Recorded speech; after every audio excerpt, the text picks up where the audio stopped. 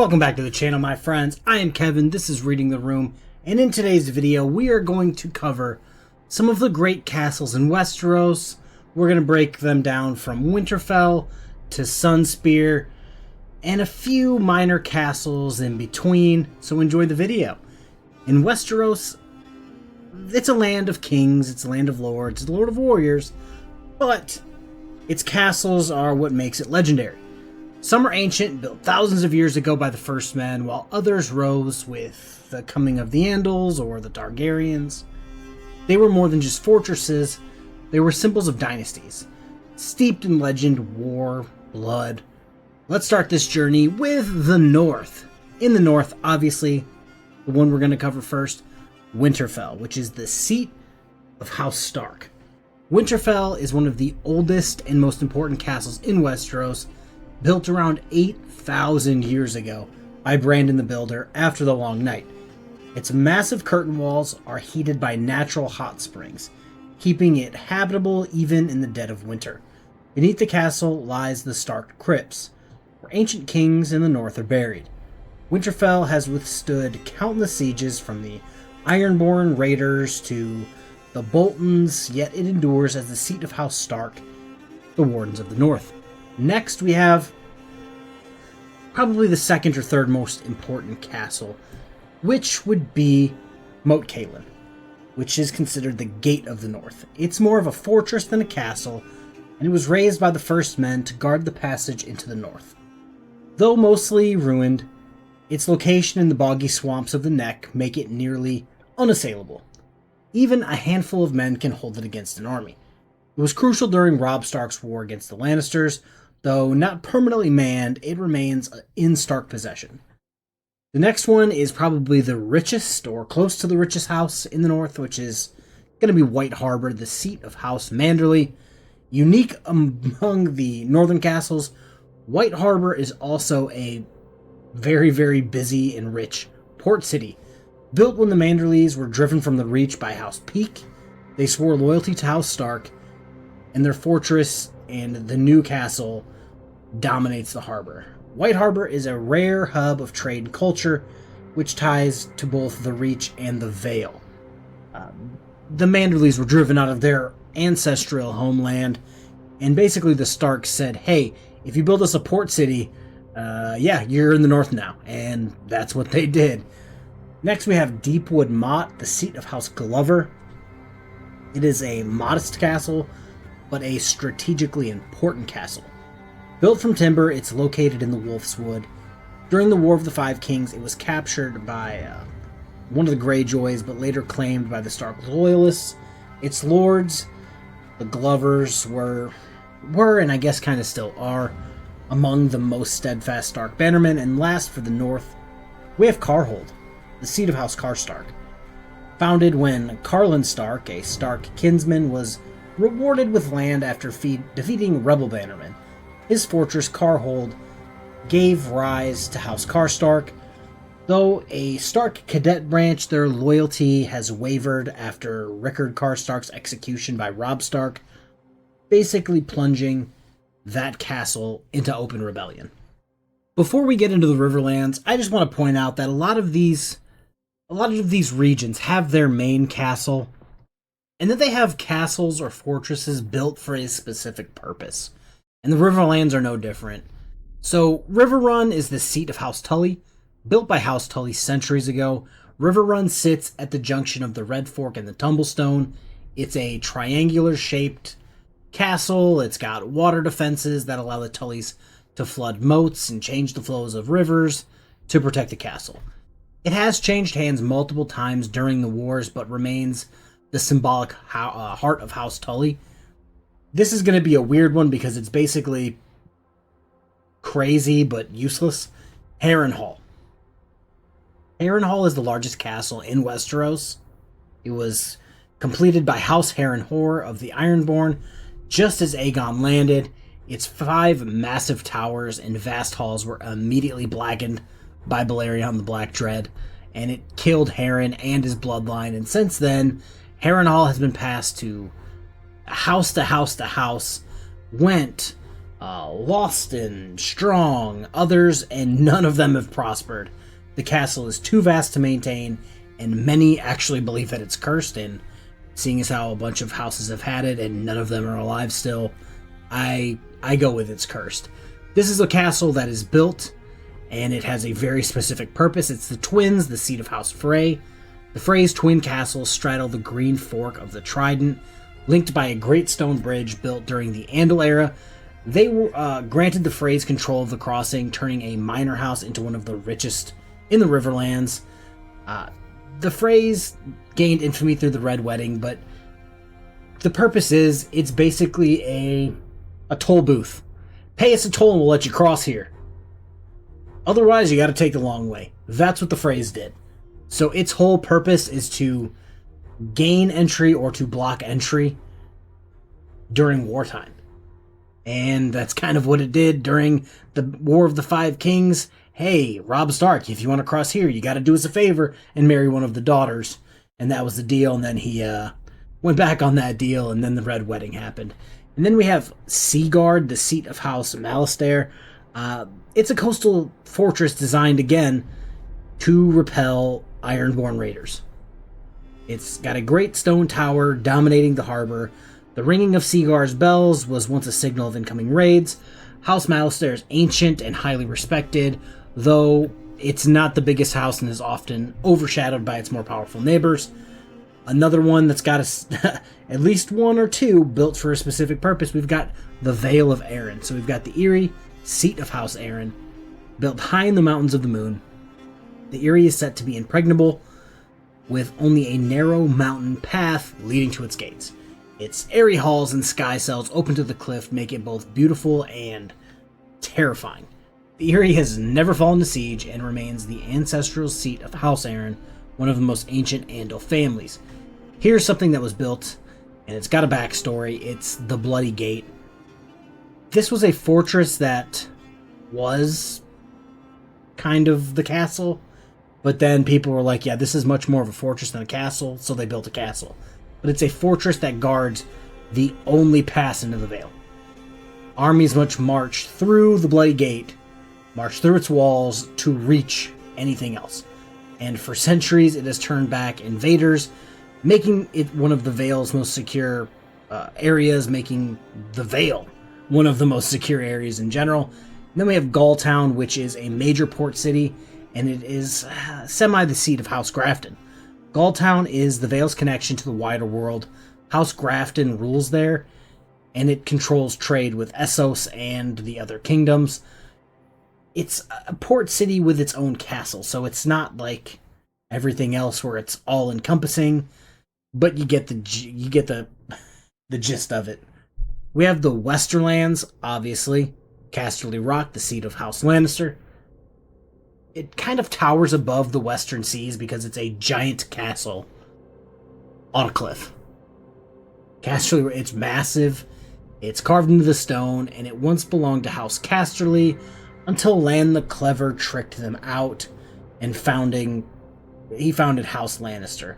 Lan the Clever, there's from what I've read, Lan the Clever was pretty clever.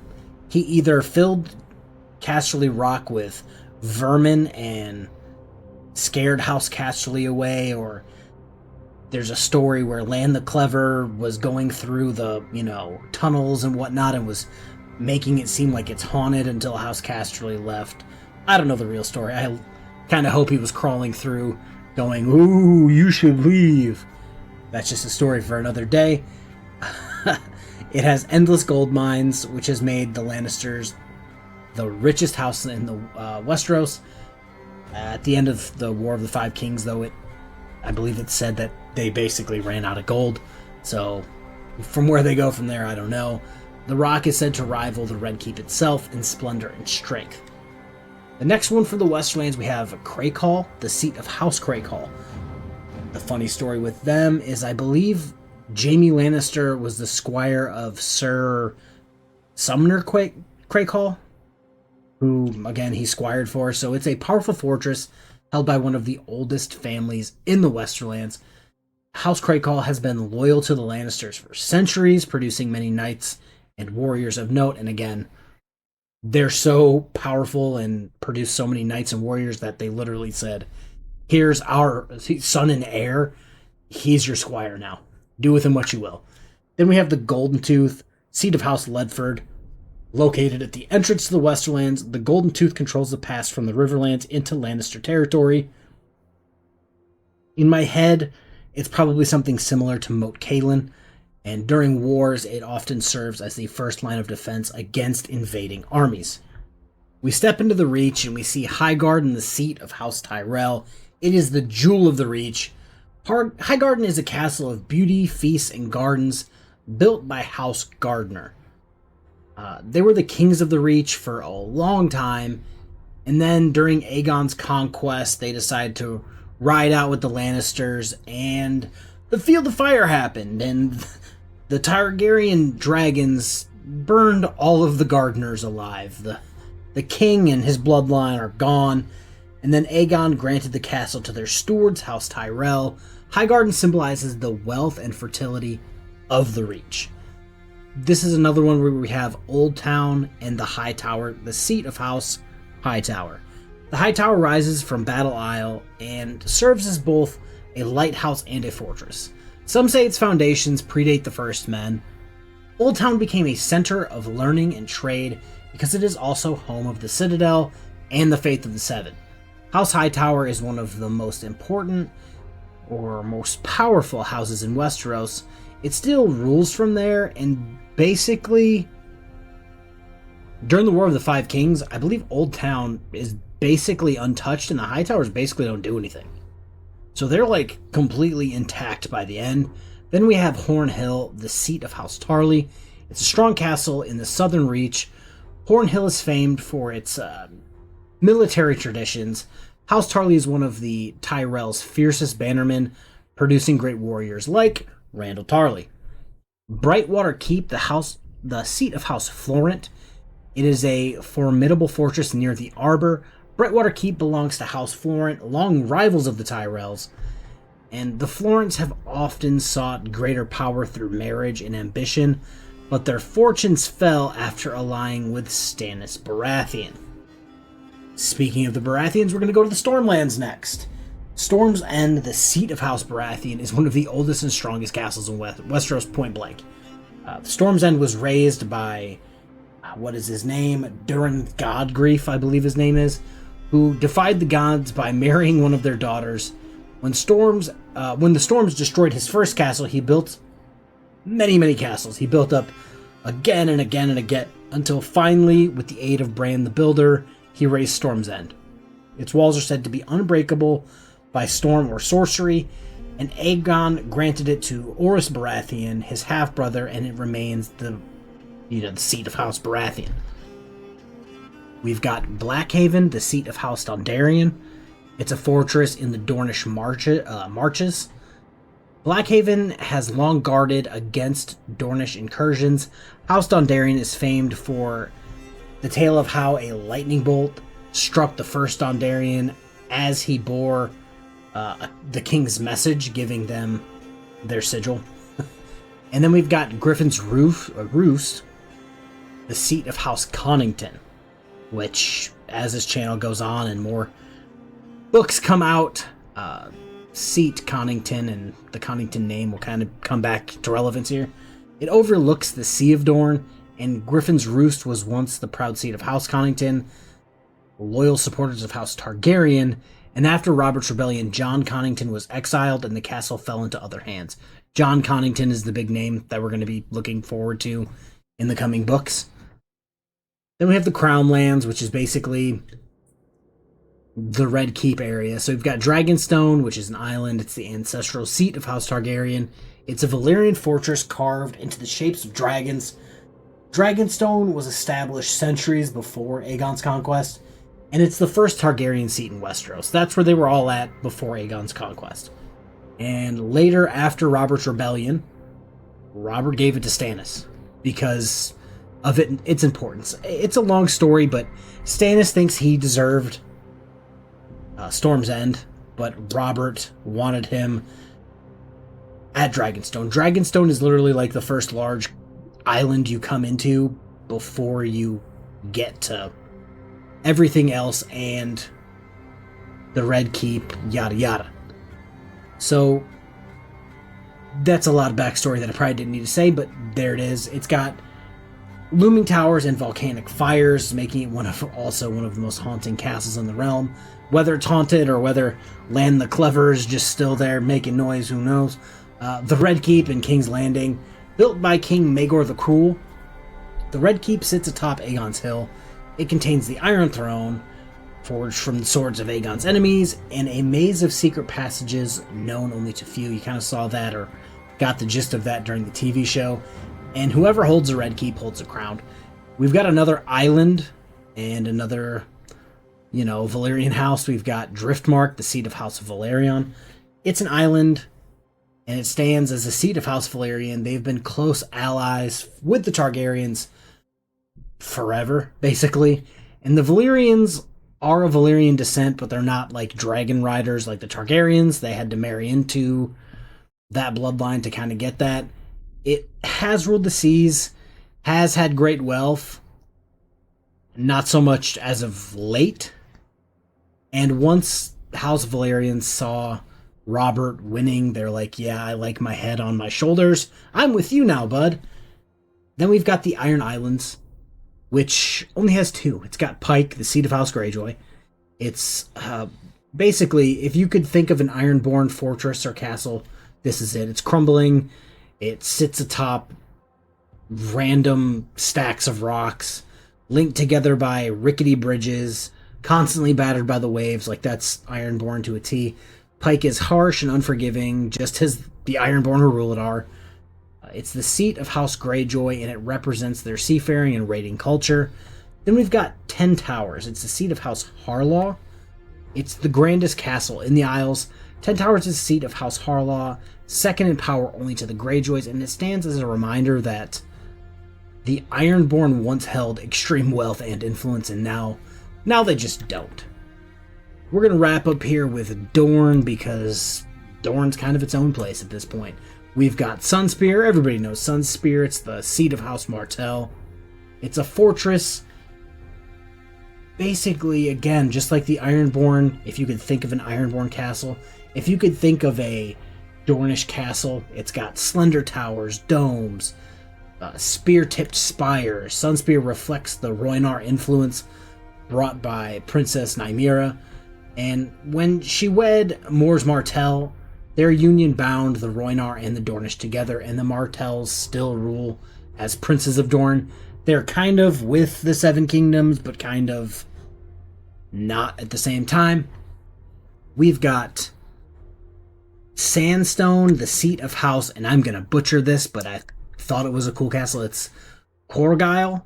It's located deep in the desert, and its lords are fierce and resilient, surviving amongst some of the harshest lands in Westeros.